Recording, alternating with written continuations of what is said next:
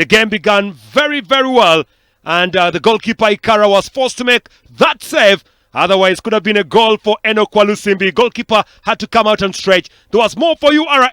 Ivan Himisiwe denied by the goalkeeper Tom Ikara from close range in there. There was more, and the goalkeeper on the other side, Dennis Otim, sent flying to make a beautiful save.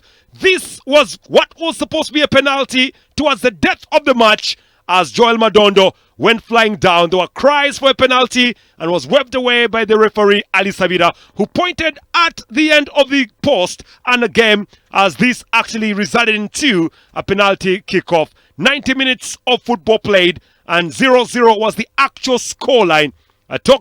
And this was the first goal that was actually scored by Tezicha, and Hudu Muluchi was denied by the goalkeeper Joel Mutakuba. There was more here from Chiria Jerome putting the ball in, and Kabonge denied again by Joel Mutakuba, who was the man of the match to me. There was more saving coming through as Dennis Otim could have brought the side back in play, and even Lubwama tried very much to bring his side back in play. There was more for Joel, who actually scored as a goalkeeper. Saving another penalty here was Joel, who actually gifted what could be, or what was, the trophy moment here for Bul Football Club. Wonderful performance from that man Joel, scoring a penalty and saving 3 that gave them the Super 8 title. Well, the losers of the night, URA, were not very happy with themselves, but they walked away with silver medals and a cash prize of about 12 million Uganda shillings as runners-up here.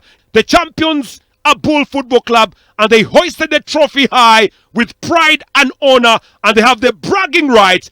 Ginger will be smiling all the way. The trophy goes to Ginger. Wonderful job, Bul Football Club. They are the champions of the Super 8.